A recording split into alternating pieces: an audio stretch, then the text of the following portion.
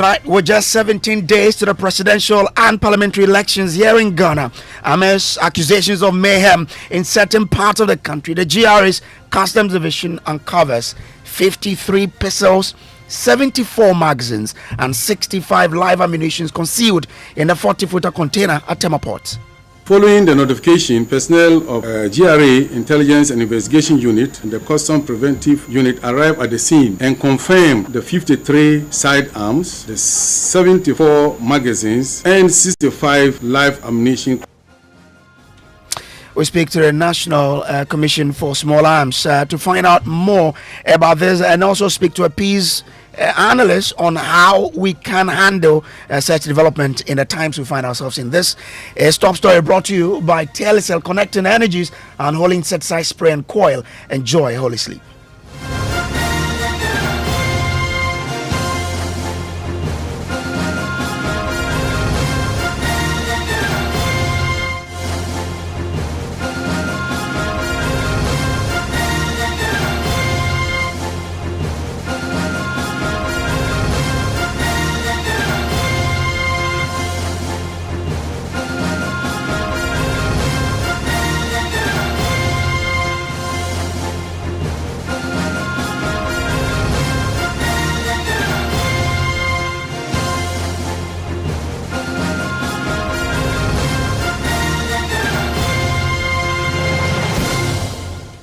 Well, tonight, with just 17 days to the presidential and parliamentary elections in Ghana, amidst fears of plots of mayhem in certain parts of the country, the GRA's Customs Division has uncovered 53 pistols, 74 magazines, and 65 live ammunition concealed in a 40-footer container at the Tema port. Now, according to the Customs Division of GRA, the container came in from the United States of America with the items concealed in 3 different suitcases. The shipment falsely declared as vehicles and personal effect was intercepted on November 4, 2024, following investigations by the GRA's Intelligence and Preventive Unit. Brigadier General Zibrim Ayorogo is Commissioner of Customs, and he confirmed arrests have been made as investigations continue.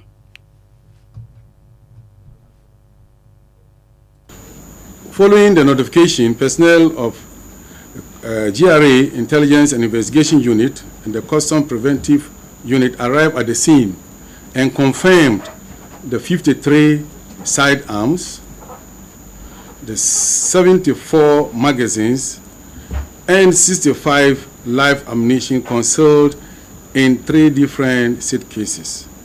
The firearms, magazines, and the live ammunition were seized. Additionally, all other items in the container were thoroughly examined and detained for further investigations. Also, the agent and the consignee representative were also arrested and interrogated on the seized items. The suspect was subsequently transferred to the Marine and Railway Police Station Tema for further investigations. As earlier indicated, the consignment in the container were declared as vehicles and personal effect without declaring the sidearms, magazines, and the live ammunition. The non-declaration and the concealment on the firearms and magazines and live ammunition amount to smuggling and concealment of weapons in contravention of Section 138 of Customs Act 2015, Act 891. Now, Brigadier General Zibrim Ayorogo warned that any person who imports ammunition without requisite license or permit commits crime and therefore will be made to face the law. It is worthy of note that all importers requiring to import firearms and ammunition into the country must first obtain license and permit from the Ministry of Interior before the import. Any person who therefore import firearms and ammunition without the requisite license or permit commits an offense.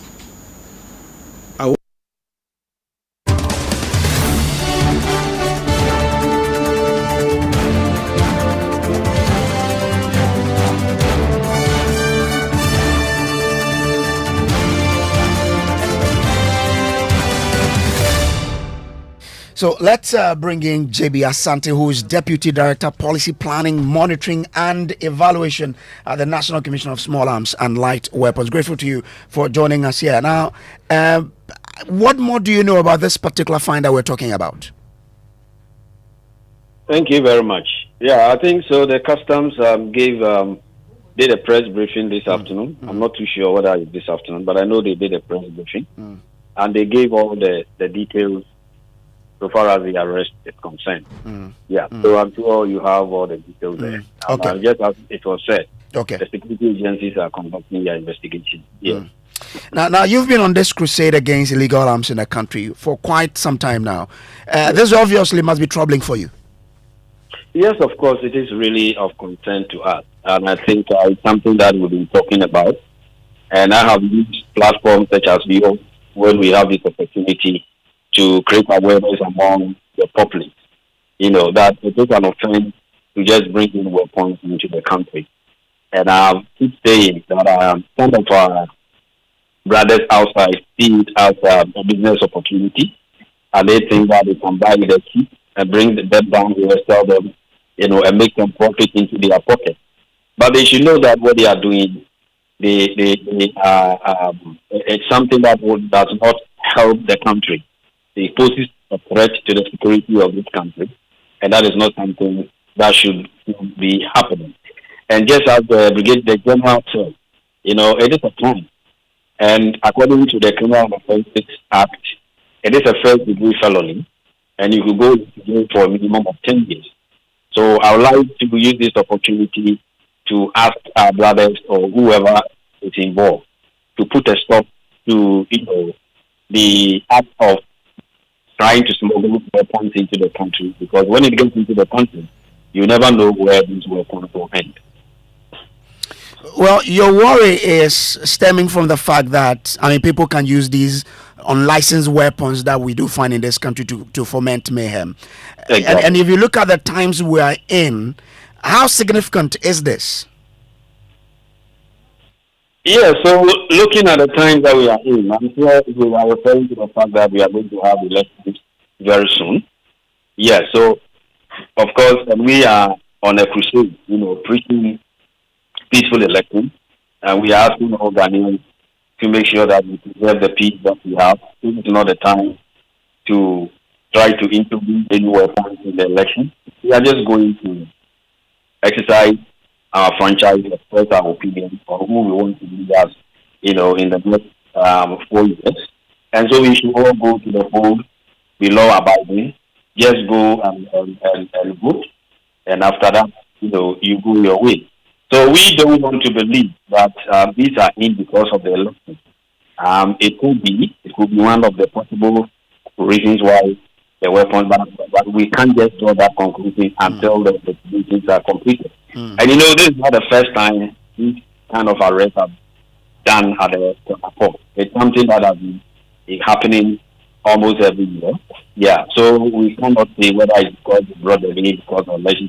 But of course, we should be worried because we are going for election, and all of us have to make sure that we preserve the peace that we have, so that we don't go the path that other countries have gone, which actually eventually affects their development. But you say that every year arrests like this, does happen. So, question is it because we are not able to, or our the way we tackle this is not punitive enough? That's why people feel that, well, we can still take these unlicensed weapons illegally into the country. I don't want to believe so, because I know usually when it happens, the security agencies do their work, they do what they have to do.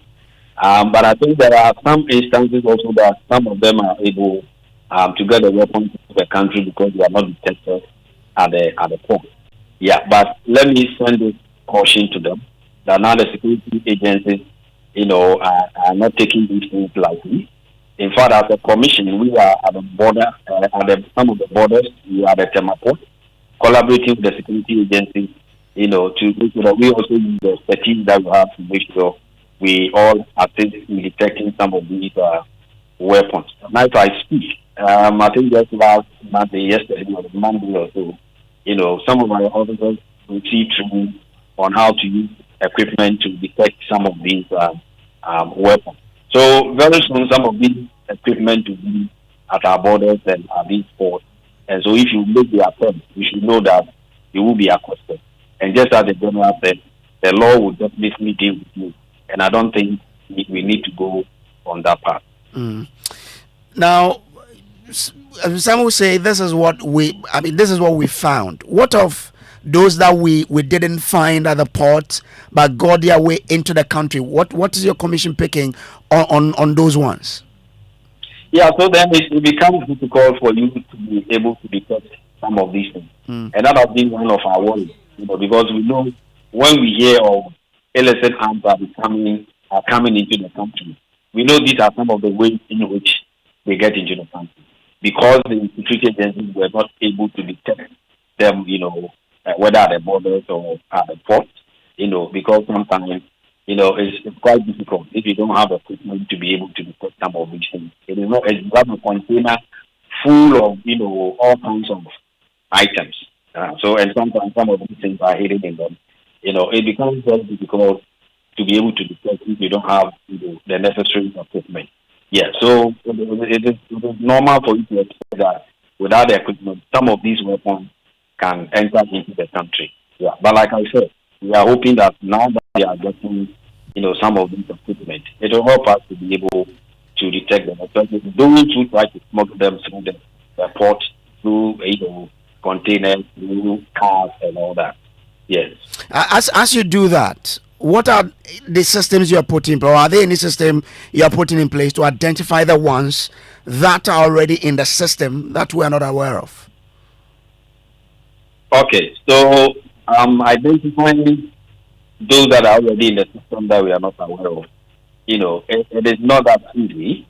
But one of the ways is to make sure that the weapons that are seized or accosted, like this one, after going through the process, we make sure that these weapons, we deal with them. So if we have to destroy them, we make sure they are destroyed. Yeah, so that they don't come back into the system. We are also hoping that in the near future, what we call granting of amnesty. We know there are some Ghanaians that genuinely, because they don't know the law or out of ignorance, will buy some of these weapons without going through the process. And let me take this opportunity to educate my listeners that if you need a weapon for whatever genuine reason, you don't just go buy it from anybody.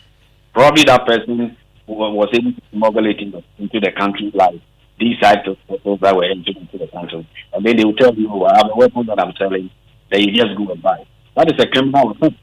If you need to procure a weapon for a genuine or legitimate reason, like for protection of self or protection of valuable property or for hunting, there are laws, and you make sure you follow the law. So if you need firearms like the pistols that have been seized at the court, you apply to the Honorable Minister for the Interior, and you go through the process. If it is a short time, like the pump pricing that you think you need, you apply to the police. They will take you through the process. And if you are cleared, you will be given the permit to go to the people we call licensed arms dealers, who have been authorized to sell these weapons to civilians. You go and acquire the weapon, and then you bring it back to the police for them to register the weapon for you. So apart from this, if anybody comes to you and tells you, I have some pistols I'm selling, and then you just go and you buy it, you know that you are flouting the law. Okay. And for all you know, you will be a law-abiding citizen who thinks that you just need a weapon to protect yourself. All right? But like I keep saying, the day something will happen and you may use the weapon to successfully defend yourself, definitely the police will come in. And when the police comes in, probably they will really tap you at the back and congratulate you for being able to use your weapon to defend yourself. But then when the next question of where the document problem or the license to use the weapon comes in, then you realize that you find yourself wanted. So I'm appealing to all Ghanaians. If you didn't know, this is an opportunity to educate you. You don't just acquire a weapon from anybody. You need to go through the process and make sure what you acquire, you get the weapon. Others will say that, probably because the process is quite cumbersome and all that. But I keep saying, just as we say that if you think education is expensive, try ignorance. Okay. If you think the person is difficult, you wait and find yourself in trouble for possessing a weapon without a license. Then you realize that is even more cumbersome or more difficult. So it is not that cumbersome as people think. Okay. Just go to if you really think that you need one. So I was saying that in the near future, we hope there will be what we call declaration of an amnesty, where all those who acquired weapons, probably because they didn't go to the process, you are allowed to come and regularize your weapons so that the police will have data on you and the weapon that you are going to be using with the license. Or probably if you think you don't need a weapon anymore, you bring the weapon, the police will take the weapon, make sure at the right time the weapons are destroyed without actually asking you any questions, because that is an amnesty. Okay. So that is one of the ways in which we are, going about it. And then also, Mr. JB, do stay with me here. Let me bring in Professor Kwesi Ening, who is a security consultant, because this fine is coming at a time there have been accusations and counter accusations among the two leading political parties contesting the 2024 elections about plots to foment trouble in parts of the country. Professor Kwesi Ening, I'm grateful to you for joining us here. With only 17 days to an election that is characterized by an appreciable level of tension, is there a cause of concern with this find? Well, there is. But since the beginning of the Fourth Republic, every electoral year we see small arms flows coming into the country. There are two disturbing issues with small arms and elections. One, we never ever see the levels of prosecutions and what is done to those who are arrested to serve as a deterrent. The second is that if you do the tracing or the tracking of these guns that are arrested during election years, similar to what my colleague Dr. John Poku does, we are seeing sophistication in the guns that are arrested. So this particular container and the criminality around the use of false identification and the types of guns shows that the appetite for more sophisticated military grade type guns is on the increase, because people know they will go scot-free. They are well connected, they have godfathers and godmothers to protect them, and we will make the hula baloo. Tomorrow something will happen and we will all forget about it. Thirdly is that something has dramatically shifted in West Africa, particularly with the arms flows in the last decade or so. In the last decade, what Dr. Poku and I and our team did was, I think we found a little bit over 2 million unregistered guns in Ghana. We are going to start a new national baseline survey. So if you take the coup d'etats, the rise in violent extremism and terrorism, and the demand for guns in the Sahel and across West Africa, then this is actually a drop in the ocean for Ghana. But it's still a basis for concern. Unfortunately, you and I will hold this conversation sometime in June next year. More sophisticated arms would have been arrested. But we wouldn't know ever what happens to these people. But if that is the case, then something must change. Where should that change process should start? Nothing is going to change, because those who must bring change are those who are secretly involved in bringing these guns and also in providing the protection. So nothing is going to change. I think something very dramatic happens that puts our collective existence at risk. Nothing is going to change, because we are not serious about the issues of small arms and light weapons. Look, when I did the first national baseline survey in 2005, my calculations were that we had about 500,000 to 750,000 guns. The normal attrition rate of 20% means that when we did the baseline survey again in 2014, the figures ought to have dropped by 20%. Rather, they had shot up by almost 400%. And I'm 100% sure that when we complete the new baseline survey next year, the figure will definitely be considerably higher. than the 2 million that we found 10 years ago. Because there is no deterrence. People feel they are protected, that they can go around the law, that they can go for scot-free, and it's also very profitable. So if I get you, then the agent who has been arrested, you are saying that nothing will come out of that? Well, let's see in 6 months' time what would have come out of it. But the poor agent is not a big guy or person who needs to be caught. We need to use a network analytical process to see those who are linked. Trace the money. The paperwork can be falsified, but the money cannot be falsified.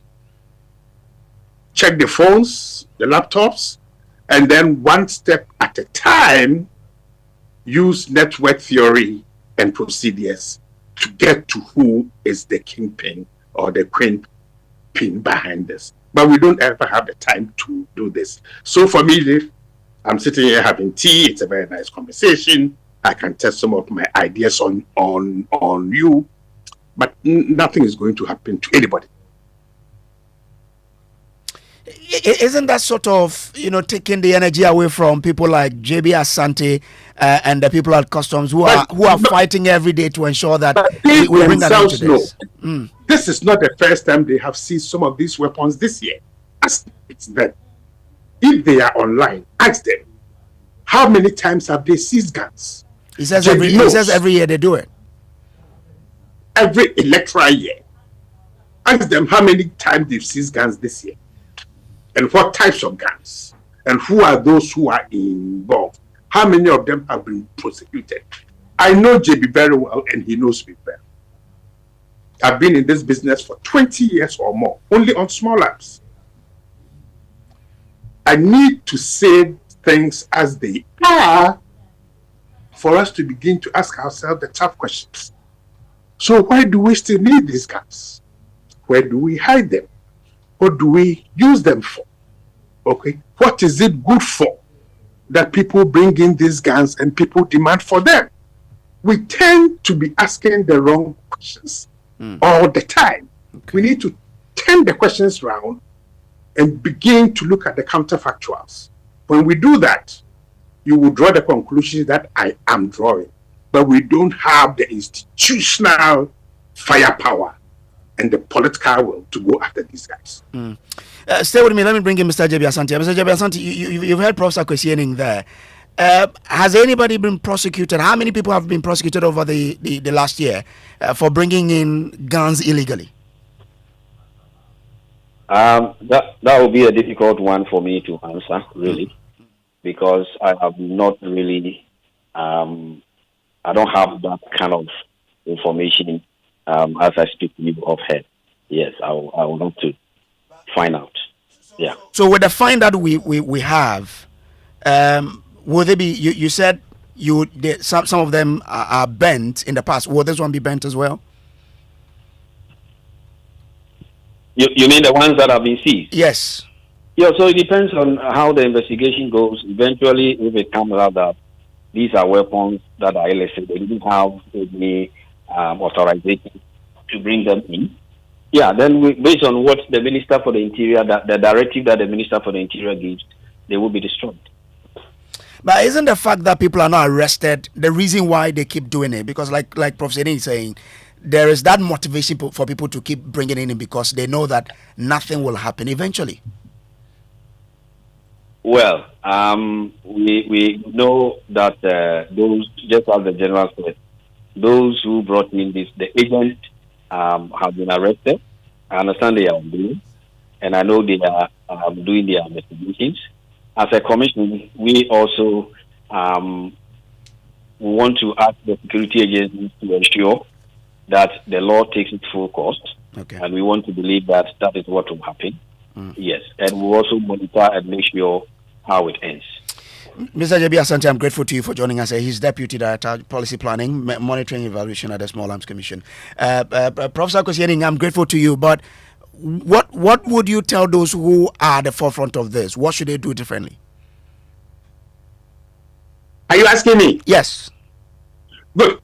Well, those at the forefront can do very little. I mean, Mr. JB and his team are doing a fantastic job. But Mr. JB knows that as a public servant, there's an extent to how much he can push. If Mr. JB were to cross the line, they may demote him, transfer him, sack him, frame him up. Okay. What we are looking at is about power, it's about money, and Mr. JB knows, and I know. Or if you like, call Mr. Retired COP Kofi Boache, when he was commissioner in Kumasi or regional commander, the kind of things he did to bring small arms flows under control, the type of guns he seized, where they come from, and the political pressure. I mean, you can see the threats that Kofi Boache is receiving now. So this is not just something, I mean, putting Mr. JB on the spot is a little unfair because he's a civil servant. Okay, there's a limit to what he can do and then say. But I can tell you, this is just the tip of the iceberg. And I'll challenge you, come to me, let's follow this case until March or June next year. All right. Nothing is going. Grateful to you, Prof. Zeding, for joining us here. This has been Top Story brought to you by Telecel and Holy Insecticide Spray. Up next is Newsnight with Emefa Apawu. There's a business in every woman, from the young lady brimming with exciting and novel business ideas to the market queen managing her empire. There's the she architect, quantity surveyor, realtor, business consultant, crafting dreams into reality, and the multitasking mom seamlessly blending work at home. The entrepreneur, meticulously checking stock, to the corporate woman sealing deals on the move. Indeed, there's a business in every woman. Introducing Telecel Women in Business, our initiative to empower women-led and women-owned enterprises. Benefit from tailored activities, networking, business and technical support, free webinars, trainings, and more. To join this initiative, be a female-led business and a Telecel business customer. Visit telecel.com.gh/business to register now. Telecel, connecting energies. Couldn't sleep at night. Mosquitoes will be whining my ears, bugging me all night long. Till I got a remedy. Now I'll be spraying them away with holy insecticide spray. Me I go spray them away with holy insecticide spray. When I sleep, me dana with holy insecticide spray. Holy mosquito coil, holy multi-purpose insecticide spray. Dana Kron Kron. For bulk purchase, call 0302-681582. This advert is FDA approved. It's Heaven on Earth conference season, and the glory is about to fall. Join us for our annual word and worship conference dubbed Heaven on Earth. Come be inspired and refreshed with dynamic, life-changing messages from our host and global lead pastor Gideon Danso and mighty men of God such as Pastor Bradley Knight, Pastor Kojo Yemade, Pastor Keon Henderson, Pastor Paul Doherty, and Pastor Travis Green. Leading worship will be the sound of our house, EWC Live. Sessions are from 6 p.m. each night, from Wednesday through to Friday, and we crown it all on the 24th with Conference Sunday at 8 a.m. and 10 a.m. in the morning, our worship night at 6 p.m. Location is the EWC Prayer Fact, Jowolu, next to the Allied Heights, and it's absolutely free. There'll be free buses as well at key vantage points. For more information, 055-100,002. We can't wait to have you at Heaven on Earth Conference, brought to you by the Empowerment Worship Center, where God lives.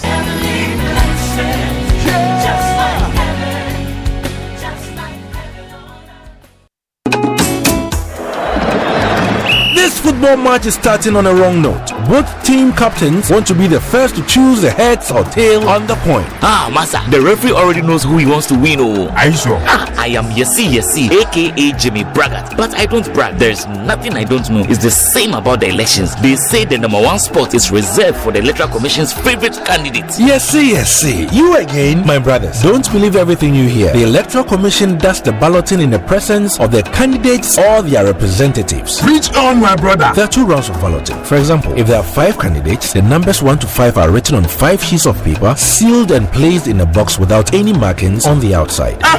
First, we ballot to decide the order in which candidates or their representatives will pick in the final balloting. If one party picks number 1 in the first balloting, it means they will be the first to pick in the final balloting. Once the first balloting is done, then in the order of 1 to 5, they will also pick from the second box, and the numbers they choose then becomes the position of their candidates on the ballot paper. Yes, aka Jimmy Braggart. You must trust the process. Oh, you don't know what's happening. This is part of the process towards conducting a free, fair, and transparent election by the Electoral Commission. Now we know the truth. We won't fall for the lies anymore. Electoral Commission of Ghana. Transparency and accountability in motion. Your vote is your future.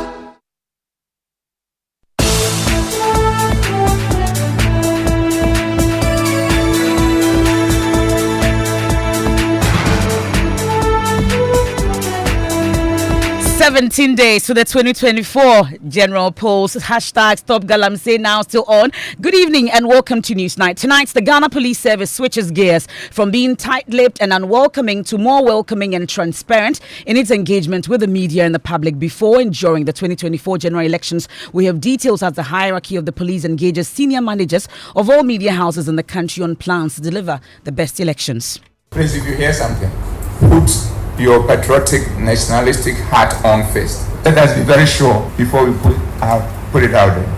That will save a lot of lives. Meanwhile, there's a strong caution to all those planning to cause chaos during the polls.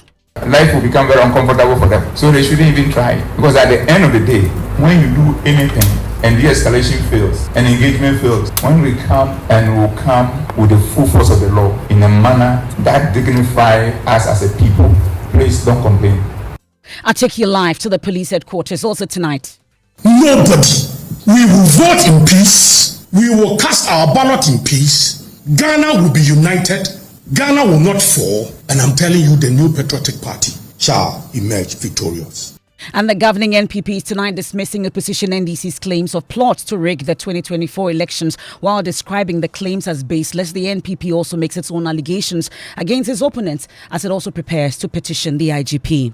Yes, tomorrow, for instance, I know that we have a meeting with the IGP. Myself, I'll be present. We'll be about 3 eminent persons from the party representing, and then we'll be putting this before the IGP.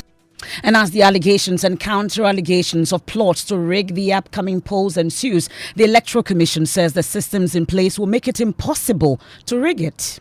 So if even you are, let's put the NPP flag bearer, the NDC flag bearer, let's make them the chairperson, co-chairpersons of the Electoral Commission. There is nothing you can do. And in business, President Akufo-Addo optimistic about inflation slowing down further in the coming months. There's every indication that the downward trend in the rate of inflation will continue, evidenced in the reducing prices of foodstuffs and petroleum products. And later in the news, we have more on the tallest building as Bank of Ghana inaugurates its $250 million tower, defending the project as value for money investments. The management of the bank has ensured that the value for money assessment of this project can boast of a lower cost per square meter than comparable projects in Accra. Therefore, after today's commissioning, our official address for the Bank of Ghana head office will change to the Bank Square. And in sports, Ghana forward Abdul Fattah Issahaku set to be sidelined for the rest of the 2023-24 season after undergoing surgery for a knee injury he suffered against Angola. And then much later, I'll take you back to the newly commissioned Flower Port interchange. The traffic situation may have improved, but opinions are divided on how hawkers should be handled. You saw me also talking to the police. In as much as they are preventing crime, they also make sure that nobody comes around this area to come and do any hawking or any kind of stuff. We have details as the Greater Accra Regional Minister destroys tables of traders. Plus, I'll take you live to check on the promise to dispatch mobile maintenance teams to fix the Tema Dawenya Road. We are live on the ground. That and more in tonight's edition of Newsnight. You want to join us with your thoughts, your comments is via WhatsApp is 055 1111 997. I am Emefa Apawu. Details shortly.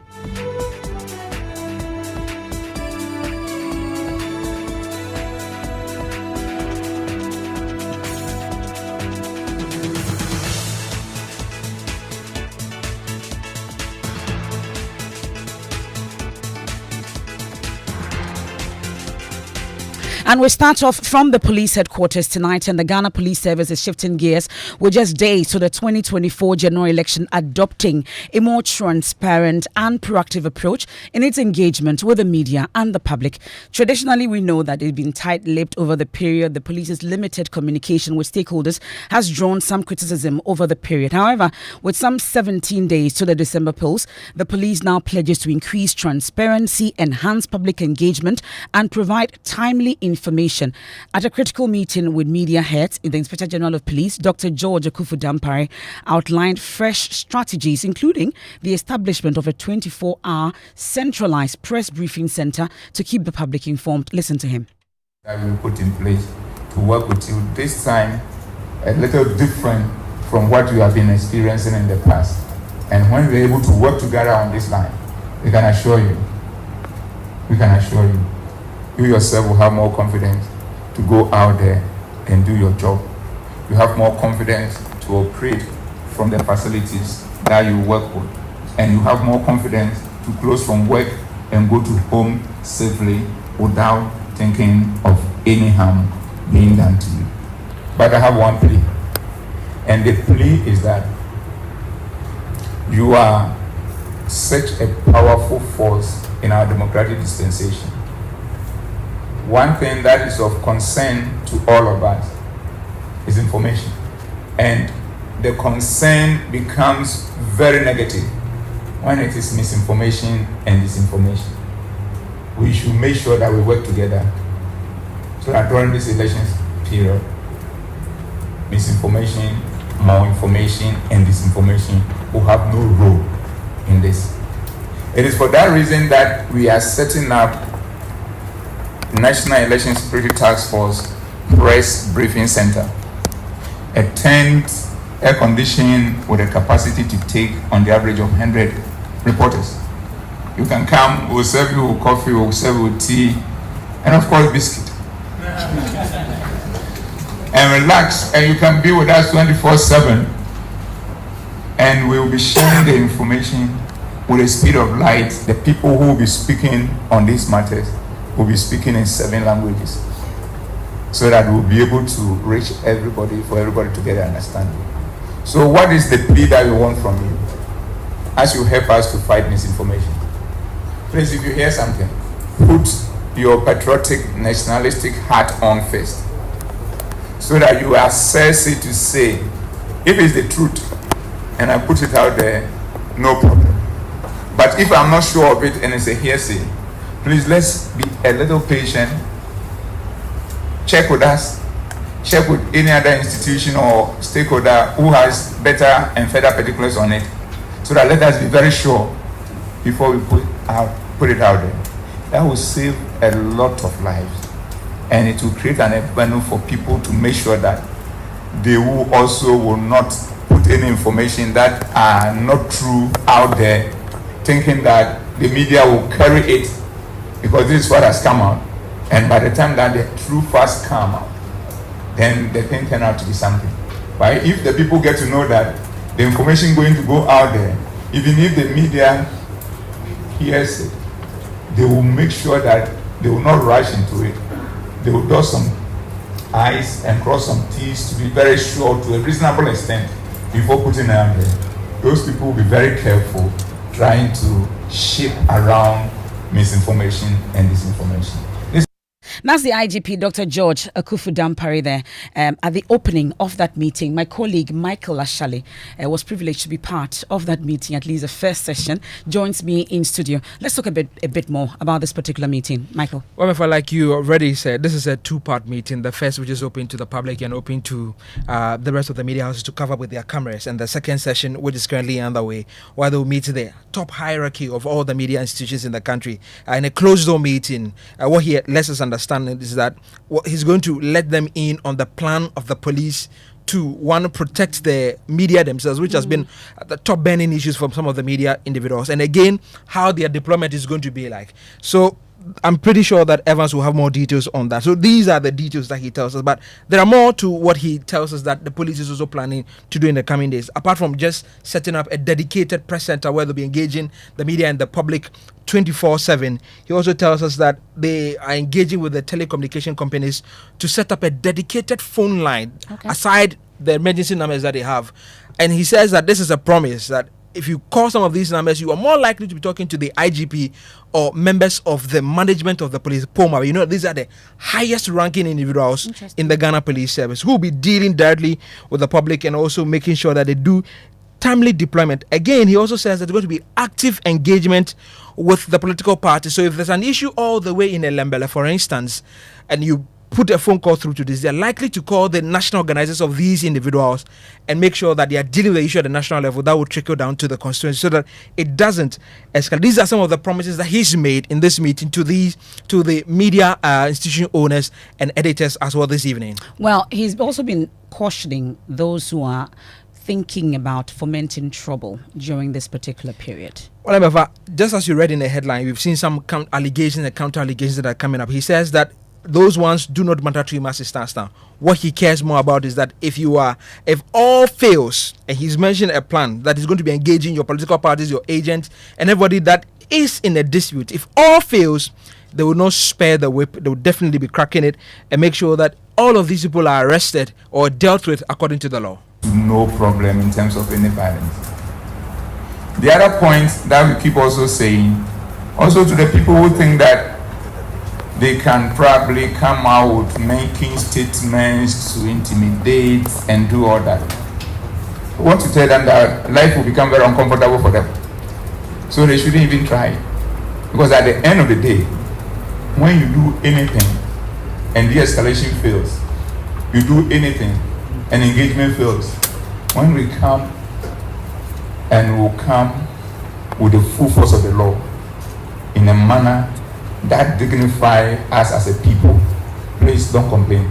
And it is here that we want to seek your support as we do that in a way that the people will know that at the end of the day, if the police also get it right, they have people to speak for them. Well, so that's IGP Dr. George Ekufu-Dampare earlier. And that second part you heard Michael talk about is with senior editors and managers of media houses in this country. And join you, senior editor Evans Mensah is part of that meeting, joins me on the line. Evans, let us in. I know you can't tell us everything that's happening there, but essentially, what is the police seeking to do?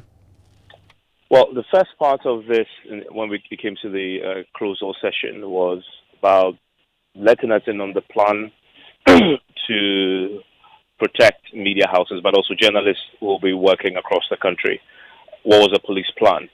He lays out a very comprehensive plan to ensure that we are all safe as we go about our work during elections. One of the first things he says, which is quite unique in terms of the way the police have dealt with the media during the election, is that every media organization in this country will have at least 2 dedicated plainclothes officers who will be stationed on your premises. Some of them you will identify, some of them you won't.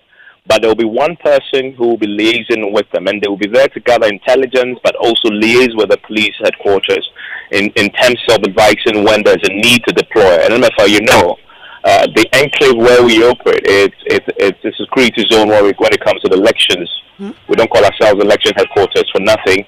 In the past, we have invested ourselves in providing security for our staff who work there.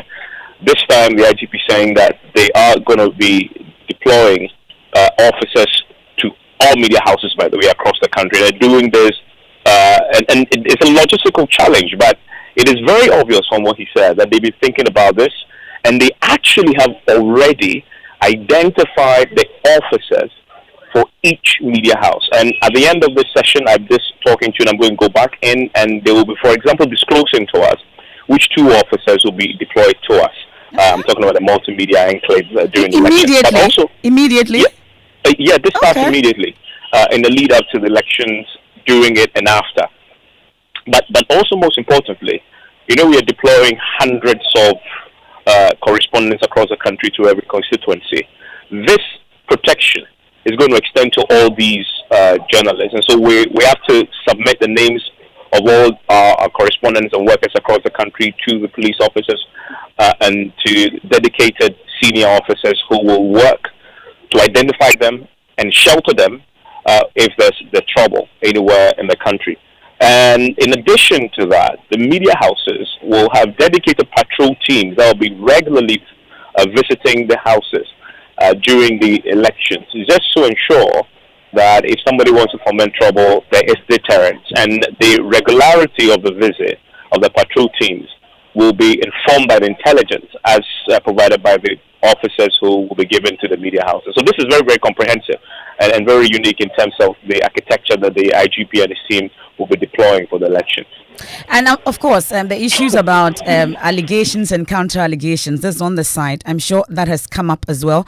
You've been asking that question. What has been the response so far? He did, and that question was asked, and his point was clear, that they've monitored, they've heard some of the comments made by the political parties and the accusations.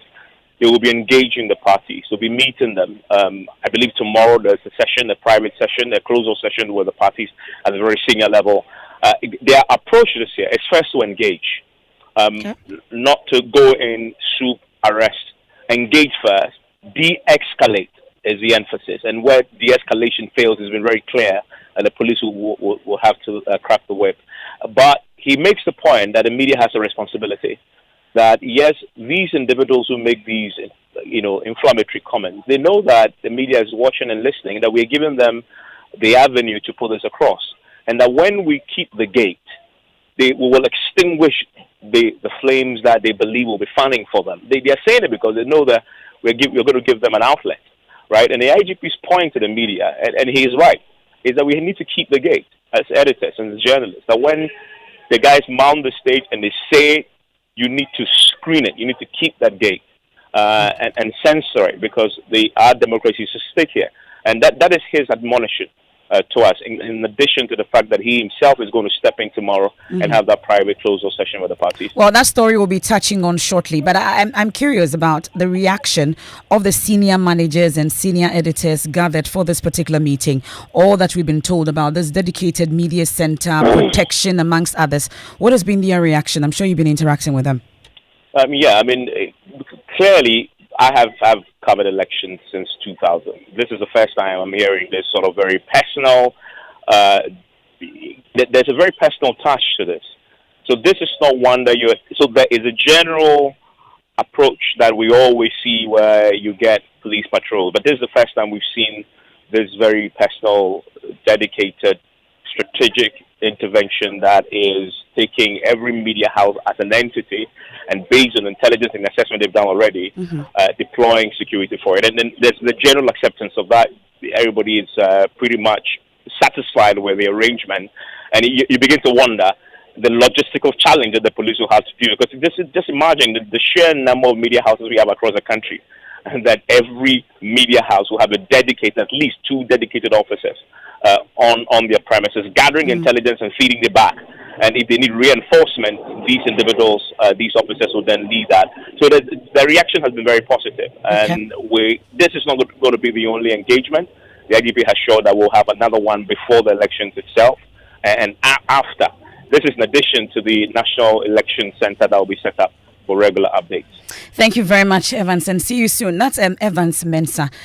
He's the senior Joy News editor and, of course, the head of our political desk, giving us updates from that meeting and the news that the police has given to all the media houses gathered there. I think it's a good time to enter the election headquarters.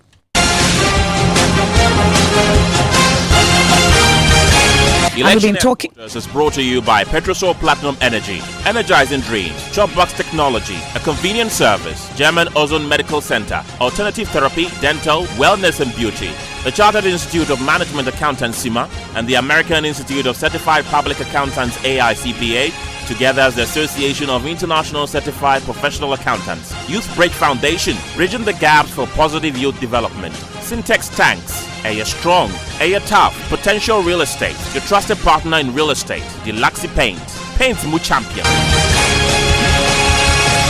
And tonight, the governing New Patriotic Party is dismissing allegations that it is plotting with elements in the military to rig the 2024 election. The NDC's National Communications Officer at a news conference yesterday said it is petitioning the Inspector General of Police over their fears there may be a ploy to steal the people's mandate this election. But reacting to these allegations at a counter press conference today, the national organizer of the party, Henry Nana Boakye, described the claims as false. He alleged a supposed scheme involving ballot stuffing, swapping of ballot boxes and pig sheet, and other clandestine activities to tilt the balance of victory in favor of the NPP ahead of December 7th elections. These allegations, he claimed, are targeted at the Ashanti region, beginning from the special voting exercise scheduled for December 2nd. Permit me to say this, that the statement is the allegations made by the National Communication Officer and the NDC are entirely baseless, devoid of any iota of credible evidence, and represent yet another desperate attempt by the NDC to raise tension and distract the people of Ghana from their own misdeeds. You level against a reputable army officer baseless allegations. You do not provide any, not even a single evidence. And yet you want us to take you serious. I have said that nobody can rig these elections. Look, we will vote at the polling station. We will count at the polling station. Collation will be done. The New Patriotic Party shall emerge victorious. His Excellency the Vice President will be the next president. Nobody can foment any sort of trouble, whatever form, whatever shape. I dare, if you want, try. Nobody. We will vote in peace. We will cast our ballot in peace. Ghana will be united. Ghana will not fall. And I'm telling you, the New Patriotic Party shall emerge victorious. Yes, tomorrow, for instance, I know that we have a meeting with the IGP. Myself, I'll be present. We'll be about 3 eminent persons from the party representing, and then we'll be putting this before the IGP.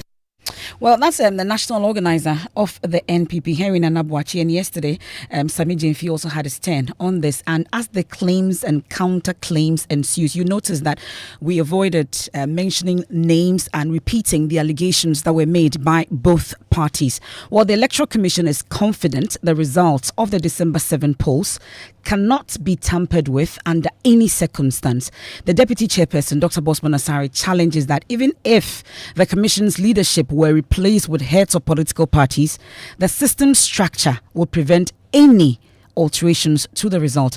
He spoke to Evans Mensah on PM Express.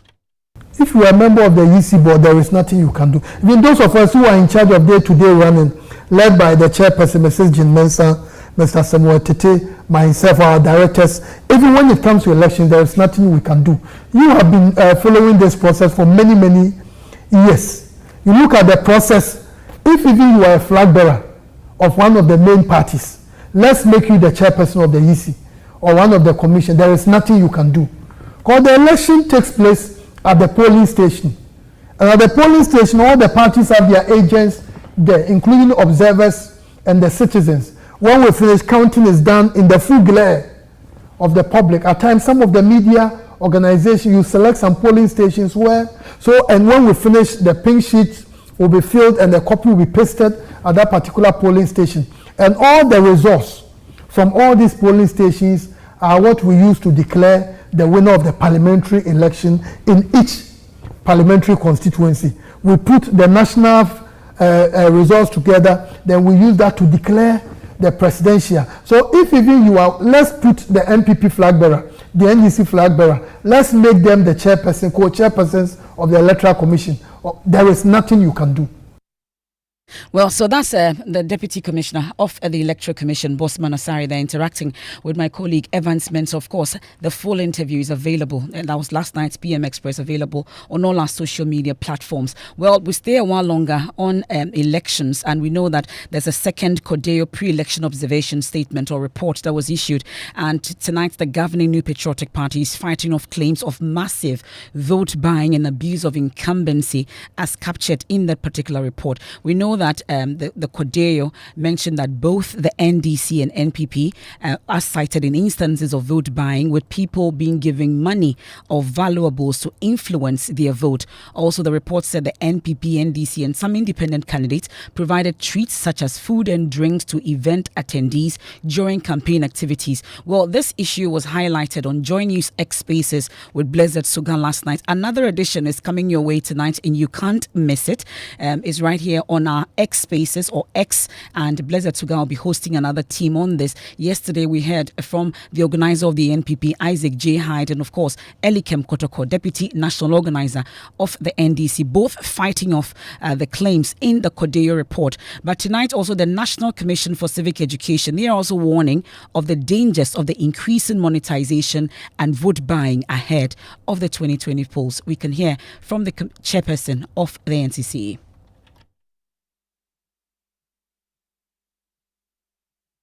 We've talked about money in politics. The thrust of our argument is that everybody should pause and ask themselves a couple of questions. Where is the money coming from? The fact that somebody is sharing money, the first reaction should not be gleefully going to get your share. We should ask ourselves as citizens that where is the money from? There is no free money anywhere. Wherever the money is coming from is going to go back with interest. And ultimately, we the citizens will pay the bitter price in the form of truncated development. Because if we elect people who have gone and acquired debt to come and share the money for us so that they win the election, once they win, their focus will not be on the mandate. Their focus will not be on doing what they are supposed to do for the people. Their focus will be on going out there to find a way to recoup the money, go and pay back to wherever they got it from, and then going to get more money for the next round.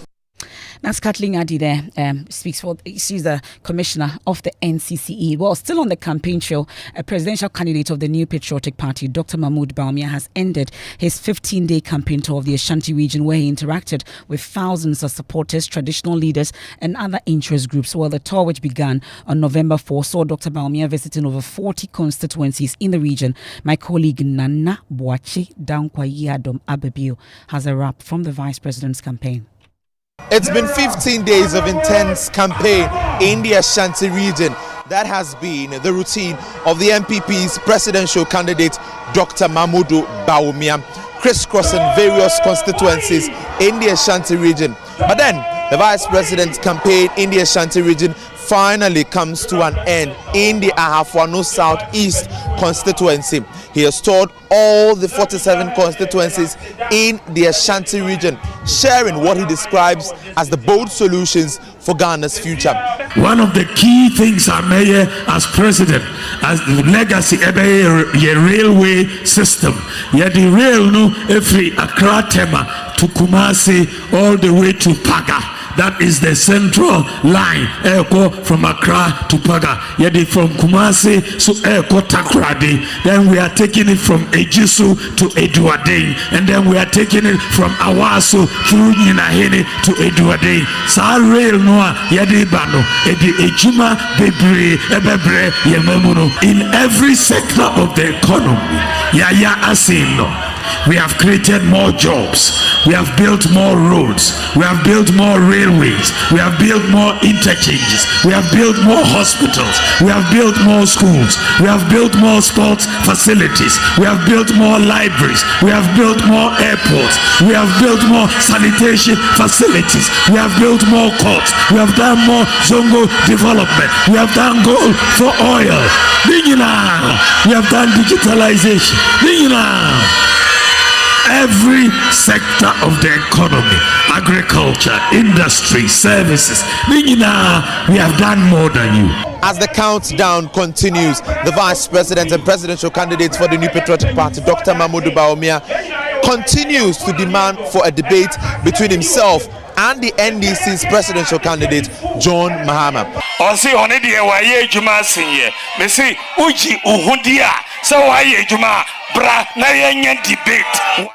And that's Dr. Mahmoud Baumia there, wrapping up his campaign tour, 15-day tour of the Ashanti region. We're told he's heading to the northern region now. Meanwhile, the NDC presidential candidate John Dramani Mahama has also retweeted his comments, suggesting that the seat of government, the Jubilee House, is a hub for the creation of fake news after Chief of Akroso expressed concerns that his words had been misinterpreted to suggest that he had endorsed a different flag bearer who had visited him.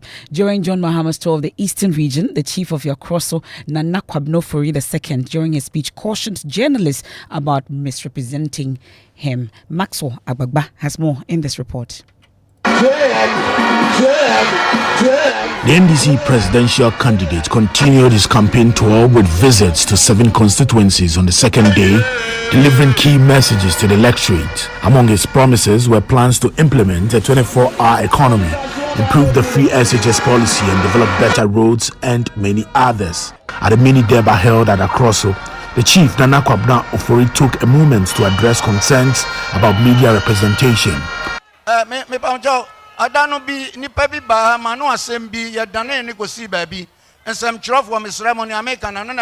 The other day there was a delegation here. Journalists, I beg you, report exactly what I say. They claimed I said that if one of the flag bearers does not become president, the country will collapse.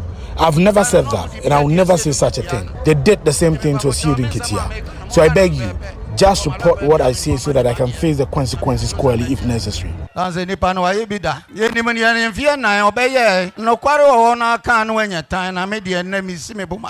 hated if you speak the truth, but I will speak the truth and be hated. The city was stable in the past, but now it's 16 cities to $1. And you say we shouldn't talk about it? Which one was better? The economy is bad and we need someone who can fix it so we can be better off. We are all suffering. We pray that he will win and come to help us. In his address, John Mahama came to the defense of the media, attributing the spread of fake news to the Jubilee House. He criticized the current administration, describing the presidency as a hub for misinformation. Nana Kasano. Okase kasa okano essential for enhwedon omonkani ye na mo monkodane nano na Nigeria essential for no a Jubilee House for Flagstaff House. He said Nana was cautioning the journalist. Nana, it's not a journalist, it is the Jubilee House, the Flagstaff House. It is called fake news. That is the hub. What you have not said, they will claim you said. If the seat of government becomes a fake news hub, it is not good. So Nana, you are not the only victim. They have done it to me and many others. Nana, I know the Omodia Yemi, Omodia Yo, Omodia Yeni Pebebre, and Mijnaha Mecca say fake news thing na yet who on social media so a That's John Dramani Mahama ending Maxwell Agbagba's report. We know also that the independent presidential candidate Nana Kwame Bediako is in the central region, is touring the area. His voices frustration over the entrenched poverty in Ghana. If I am in my 60s and I tell you that I'm going to build your roads for you, I'm going to build your universities for you, no, the energy is not there. If we don't take this country upon ourselves and we don't take power and we don't use our voice to control the governance, then we will be slaves for people. So that's what the new force is about. Sometimes the means is your voice. Sometimes the means is your power. Okokrobotino, so who say every day no more red line beam. Number one, you can't say polling centers. No one amami t-shirt and one amami ska. Onu na metu amano. Debi, are you one year ready to build your country, build your nation? It takes millions of us to decide who should lead us, because we make the government. The government does not make us. It takes us to form the government. And that's Nana Kwame Bediako Cheddar taking us out of the election headquarters. And it's time to bring in George Riafe for the latest from the world of business. When we return, we'll take you to the Flowerport interchange. Have you used it? Not yet. Oh, okay. Well, we'll be talking about how hawkers should be dealt with. We know the traffic situation has been resolved, but there's an issue about the hawkers, and opinions are divided over that. We'll take a look at it. You saw the pictures this morning. You know, it's a problem. not that place alone, even the Accra Mall area as well. You know, and how these should are we matters we need to talk deal about. with this thing? People say we have to have the human face, but really, do we want to develop? know, also, is but, also the issue. But let's do business. Okay, well, coming up in business, President Akufo-Addo optimistic of inflation rates slowing down further in coming months, as it highlights that the Bank of Ghana has played some critical role in ensuring that this will happen. I also share with you issues that will dominate the Monetary Policy Committee meeting set to begin next Tuesday. The business news on Newsnight is brought to you by MTN Business. Welcome to the new world of business. Kingdom Books and Stationers, Interstanks, and Pepsodent Herbal and Charcoal.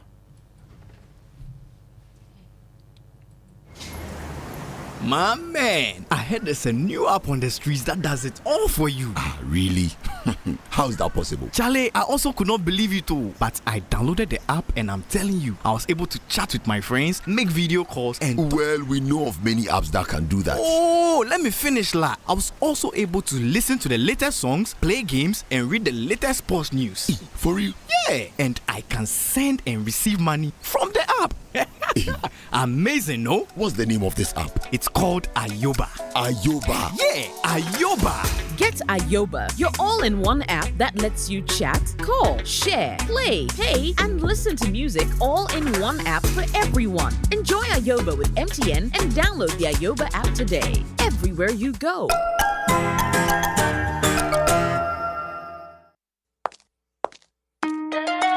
Hooray! The Kingdom Books and Stationery Limited is organizing its end-of-year furniture promotional sales from the 15th of November to the 31st of December this year. Kingdom Books and Stationery is giving away a whopping 10 to 15% discount on all furniture at our furniture shops. Head office, Akweje, Osu near the Osu Cemetery, Tema, Comte 4, Takrady, opposite Vijay Mays Plaza, Cape Coast, University Bookshop, Spintex Road near Absa Bank, Atomic, Centerpoint Mall, Winneba, University Campus, KNUSD, the University Bookshop, Santasi in Kumasi. You can also visit and shop online at www.kingdomstoreonline.com. Hurry while stock lasts. For further inquiries, contact us on 050-162-0810 or 0302-764101 or email us at info@kingdomgh.com. Kingdom Books and Stationery Limited, where quality and affordability is assured. Terms and conditions apply.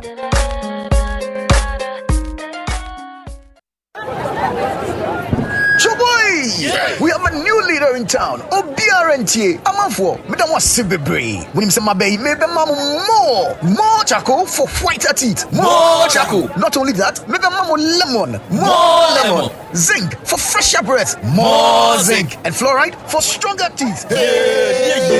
Introducing the new President Charcoal packed with more power with a combination of charcoal and lemon for naturally whiter teeth. Grab yours now. This advert is FDA approved.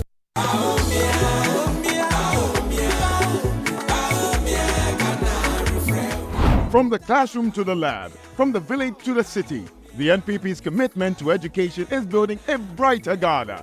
Free SHS isn't just about free tuition, it's an investment in Ghana's future. We have topped it up with free TVET and STEM education, skilled graduates, innovative thinkers, and a thriving economy. That's the promise of free SHS. 3 of my cousins have benefited from free SHS since 2017. One has graduated and is in nursing training. The other 2 are also in the university. I'll vote number 1. I'll vote for Baumia on December 7th. We are building a better tomorrow through education. Vote NPP. Vote number 1. Vote Baumia. Baumia means business. Estro.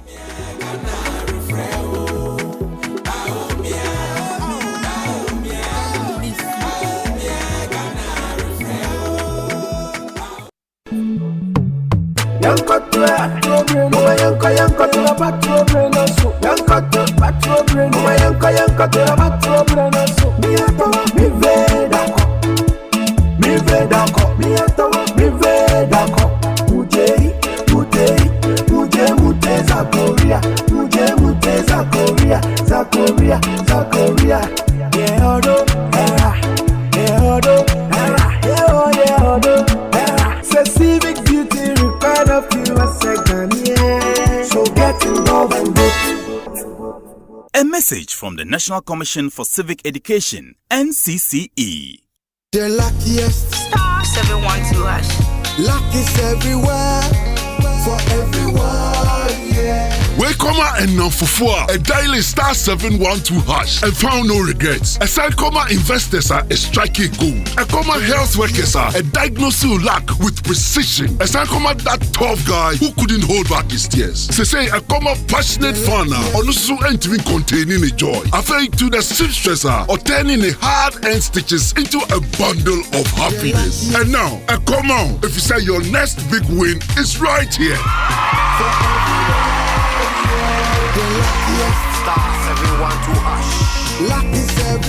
Dial star 712 hash and join the luckiest winning celebration. From the 1st of July 2024, dial star 712 hash to keep buying tickets as a group, individual, or even as a community. Win loads of cash and prizes in the community draw or go for the grand draw on the 30th of November 2024. Unlock your luck with star 712 hash. Join the winning streak now. The luckiest. Star 712 hash. Luck is everywhere. For everyone, yeah. The luckiest. You welcome back to Business on Newsnight. Now, President Akufo-Addo is optimistic that inflation will be slowing down in the coming months to appreciable levels. The president noted that this is due to some prudent measures being implemented by the Bank of Ghana. The president said this when he formally opened the new Bank of Ghana headquarters at Ridge here in Accra. There's every indication the downward trend in the rate of inflation will continue, evidence in the reducing prices of foodstuffs and petroleum products. This stabilization has renewed confidence among households and businesses, reinforcing a sense of optimism for the future. On the external front, Ghana's trade surplus now stands at an impressive $2.7 billion United States dollars. Our international reserves at $7.5 billion United States dollars provide critical buffers against external shocks. The governor of the Bank of Ghana, Dr. Ernest Addison, on his part also justified the construction of this new headquarters for the Bank of Ghana. Where Bank of Ghana has multiple offices in the city of Accra, and with a strategic plan to harmonize all these operational units at the headquarters under one roof. This new head office provides us with the opportunity to better streamline our operations, improve communication, reduce costs, and create the needed synergies for efficiency. Governor of the Bank of Ghana, Dr. Ernest Addison. Now, should additional measures be introduced to help stabilize the Ghana cedi? What about pressing ahead with existing monetary measures to help slow inflation rate? Now, these are some of the issues that will dominate the Monetary Policy Committee meeting that will start next Tuesday. There is more in this report. For some, the work of the Monetary Policy Committee is cut out for them in terms of what is needed to be done to reduce the cost of credit and slow inflation rate. That is why these are some of the issues that will dominate the 3-day gathering. The policy rate currently stands at 27%. However, there are strong indications that the Bank of Ghana may be forced to hold its policy rate at current 27%. This is because they are now worried about the outlook of the economy, hence the need to tread cautiously over any regulatory action in trying to control inflation, as well as stabilizing the Ghana cedi. The committee will also be looking at the current state of the banking sector and whether any regulatory action is needed. We'll also get some update on the development in the fiscal sector as well. And that is the Business Desk report. Now, based on the original schedule, the meeting should have started today and end on Friday, but Joy Business understands that it will commence next Tuesday.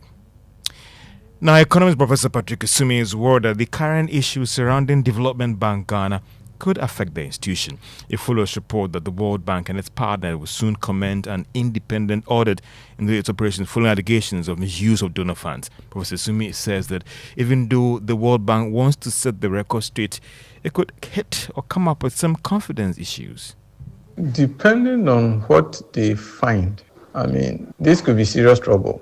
Many of us have always been suspicious of government-owned development financial institutions like this. Not that their intentions are not noble, but the kind of country we run these days, it's very difficult to see such a public institution free of political meddling. And however qualified and experienced the people who are appointed to head such institutions are, this country has almost become impossible to govern anything without political influence. So I think that many of us were very skeptical from the outset, given our previous history. But at least we were willing to give this a chance. Now, Development Bank Ghana, on its part, has maintained that its performance operations to the best international standards, whilst rejecting the allegations by Imani Ghana Vice President Bright Simmons. Now, AfricaNet report on the state of inclusive instant payment systems in Africa shows that instant payment systems in Africa has gone up by some 43% for last year, according to the Deputy Chief Executive of AfricaNet, Saban Mensah. She says that this can be attributed to the growing digitization in African countries. She spoke at the launch of the report in Accra today. We're looking at 49 billion transactions processed in 2023 by instant payment systems in Africa. 49 billion. Last year, we were at 32 billion. So that's a growth of 47%, just 1 year. And if you look at the last 5 years, you're looking at an average growth of 37%. That's amazing. Africa is leading on instant payment systems as a continent, and definitely the traction in digitization is really showing by looking at the transaction growth that we're seeing.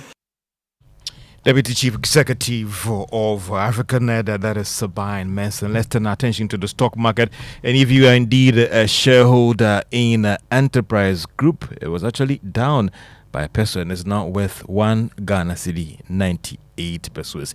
And that's all for Business on Newsnight. And it's time for sports. Let's go straight into the stories. And Ghana forward Abdul Fattah Issahaku is said to be sidelined for the rest of the 2023-24 season after undergoing surgery for a knee injury he suffered playing for Ghana against Angola. Fattah was withdrawn at halftime in Ghana's penultimate AFCON qualifier against Angola after feeling some discomfort in his knee. The Ghana Football Association confirmed the Leicester City man had significant issues with his knee after an MRI scan and was not involved in Ghana's second game against Niger. The 20-year-old posted on his Instagram account to announce a successful surgery. Moving on, former Ghana international Layi Kingston believes the time is not right to relieve Black Stars head coach Otto Addo of his duties. Despite the team's fortunes hitting an all-time low, Layi Kingston argues that Otto Addo should be retained to oversee the remaining 2026 World Cup qualifiers. For me, at the moment, we shouldn't change anything at the moment. Otto is even disappointed in himself, and I believe by now he's trying to ask himself questions about what really happened and what I can do to improve it, what I can do to make sure I bring results to the team. For me, if we go now and change the coach or the technical team and bring new faces, it will be a disaster. I think we should allow him to at least finish the World Cup qualifiers, and then after that we make decision as a country. You heard former Ghana international Layi Kingston speaking, bringing an end to sports. Emefa, you don't seem to agree. Yeah, well, thank you very much, Danny Kranting. It's time for Climate Focus, and we are going to Tamale, where residents are raising alarm over the looming destruction of the city's central forest, a natural shield against worsening weather extremes. They warn that selling off the forest to real estate developers could spell disaster for the region's climate resilience and future sustainability. Mahmoud Mohammed Nuruddin reports. Welcome to Tamale's urban forest, a hidden gem in the heart of the city. 3 forest reserves in the Tamale township. However, increasing demand for land have led to encroachment threats. According to the Northern Region Manager of the Forest Services Division, Kwesi Fripong, this encroachment poses a challenge. Because the forest is in the middle of town, the land available for building has become a bit limited, and so everybody is trying as much as possible to find a way to encroach. And so that has been a major challenge. We always, every now and then, have to be driving people away from there. If the traditional leaders, they don't sell this forest out for people to build houses and it's been preserved, it will give us more shade and also protect the indigenes around their community and the country as a whole. That's why some residents are calling for a collective effort to monitor and report any trace. The Vice President of the Northern Regional Youth Network, Abukari Mohammed, is among residents who acknowledge the crucial role the forest plays in combating climate change. Chiefs, stakeholders, students should come together to formulate a policy to be able to protect this forest. We have instances whereby it is being sold to individuals and public people or private people. So a law has to be as a custodian law within the Tamale to be able to complement the national law, so that whoever buys this particular plot of land are not going to be allowed to construct anything under this particular place. By preserving these forests, the people of Tamale can contribute to creating a healthier environment for everyone, ultimately playing a vital role in mitigating the global climate crisis. Reports by Mohamed Nouruddin. Climate Focus is brought to you by Joy News in partnership with Youth Bridge Foundation, bridging gaps for positive youth development, and the Climate Development Knowledge Network. Well, that's our climate focus. It's time to hit the roads. Well, we'll get to the flower pot, the newly inaugurated or commissioned flower pot interchange shortly. But let me go ahead and hit the Tema Apawu Road. I'll make a stop at Dawenya. You know, yesterday there was a promise to dispatch mobile maintenance teams to fix the Tema Dawenya Road after the complaints that we got from motorists who use or apply that route and the concerns they raise about sitting in traffic for hours on end. My colleague Carlos Caloni spent the whole day on the ground waiting for this mobile maintenance team. Carlos, did they show up? Not at all, Emefa. So since morning, we've been, like you said, driving on the stretch all the way to the Pram Junction through to the Tema motorway roundabout to see if we'll catch any glimpse of any activity on the road. We've not seen any of such maintenance team on the road. We spoke to the PRO of the Ghana Road Authority, who told or assured that they were going to be here during the day, but we've waited the entire day and we've not seen them. And according to the drivers who also heard the interview on Joy News, they said they were hoping to actually welcome these people and help them actually to put the road into shape so that they can enjoy it, but they've been left disappointed. But you've been there all day. What's the traffic situation as we speak? However, I can tell you the traffic is as intense as it is every day. Right now, I'm in front of the foam barrier area. The vehicles heading to Dawenya are stuck. There's no movement at all. And those heading to the Tema area, they appear to be moving a bit. And the traffic, I understand, stretches all the way from the foam barrier all the way to the Tema motorway roundabout. So that is the situation. The traffic has not improved at all. Sorry, that's Carlos Caloni there giving us what the situation is as we speak. And that mobile dispatch maintenance team did not show up today as promised last night by the National Roads Authority. Well, Collins Frimpong has been exploring the impact of the congestion on the motoring public. Here's his report.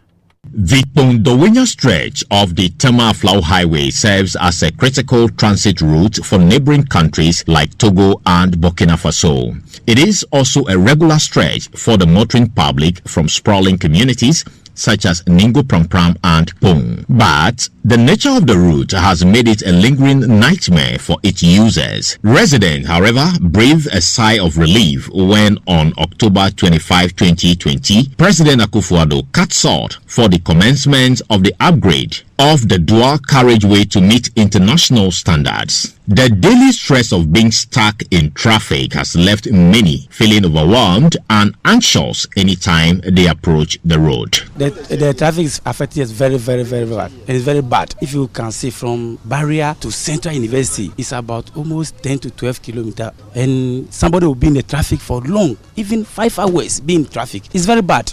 The traffic is not easy from Central University. The traffic Musa Kopum barrier. Before you reach Accra, maybe your diesel will finish. This morning, like this, we wake up very early because of the traffic. Wake up around 3:30 that way. The prolonged congestion on the road is not only a nuisance but a financial burden for many. Business operators claim they are losing customers as the hours spent stuck in the gridlock disrupts schedules and undermine productivity. With the drivers, the more you go, the more you gain. But meanwhile, this you pick one road to Central University. Reporting for Joy News, Collins Frimpong. And that's Colin Frimpong's report read to you. Some way, somehow, let's beat the traffic and head back to the newly commissioned Flower Port interchange, which, according to reports, undoubtedly improved the traffic situation on the Spintex stretch. Well, but the bigger problem now is handling hawkers and the traders who have, for the longest period, plied the trade along that stretch. Well, 24 hours after the commissioning, a trader was seen selling coconut in the median. One other also seen selling fruit. And this has generated a lot of talk. The Greater Accra Regional Minister, Titus Glover, issued a warning yesterday and also stormed the scene today, instructing police officers on the site to apprehend any hawker who defies his order. Well, his actions and that of hawkers have divided opinions. Kenneth Jesse has more. A picture of a young woman selling coconut under the newly commissioned Flower Port interchange threw the Regional Minister Titus Glover into a fit of rage. The image did not sit well with him.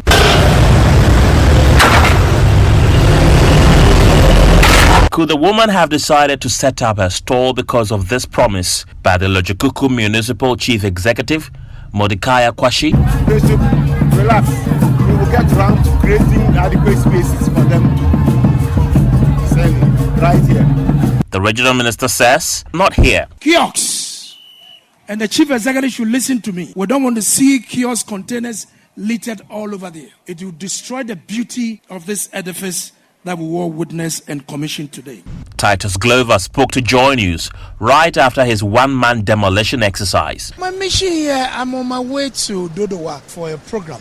And her calls and pictorial evidence of a woman selling the coconut. So quickly I have to rush there to make sure. I went and broke down the table and packed all the nkatier and the banana into the basket and take it away. It's not nice. So it's a follow-up. I've talked to the chief executive for the Lejikuku Assembly that they should put their eyes here. They should position 2 security guys here, the west end and the east end, to make sure that we ward off anybody who want to turn this area into a trading hub or something. Some food vendors close to the scene have vowed to resist any attempts to forcefully evict them from the area without being provided with a permanent place to sell. We were there the other side, opposite Palace Malls. So we were told to move under the bridge. So when they are done over there, we'll go back to the place. So when we came to the bridge under, we realized that they are not planting flowers to occupy that place. So they said that place is no more good for us to sell. And here too, we don't have a place also. We'll be adamant, we'll still be stubborn because if I move here, I don't have anything doing. I can't stay home empty stomach without eating. They will sack me and I'll still come back since I don't have nothing to do. While some have applauded the minister's actions, others believe the hawkers should be permitted to sell there or at least be demarcated a place for that purpose. What do you think? Kenneth Jesse for Joy News. And that's how we end tonight's edition of Newsnight here on Joy 99.7 FM. Of course, there's more when you log on to myjoyonline.com, and the strong and sassy Enimwa Enimado is up next. What are we talking about? This one, dear. So tonight we're talking about the look of a Christian woman. So it's interesting because You know, I've come across some women who say they are Christians and they don't look like Christians. Why do you say that? Because you hear the things people say. You know, oh, I didn't think she was a Christian. Oh, I didn't. Then why? Because, you know, oh, you know, her hair is this, her legs is this, her this is that. That day at Heaven's Gate. So we thought, you know, today's show is actually because we actually want to get an idea of how people judge people. Why is it about the looks? And then maybe we may have another show to actually, you know, talk about maybe what is wrong. I think that's why you need part 1, part 2, part 3. It's like part 5. I'll tell my story. If only when I finish, they don't sack me from my church. Well, that's what we're talking about. You see? Anyway, we'll talk. But you have a story? Yes. So you'll join us one of these days. I will. We would love to have you. Yeah. So that's what we're talking about tonight. We can't wait for Strong and Sassy. The look of a Christian woman. Asemo. Anyway, I'll leave you in the hands of Enimwa.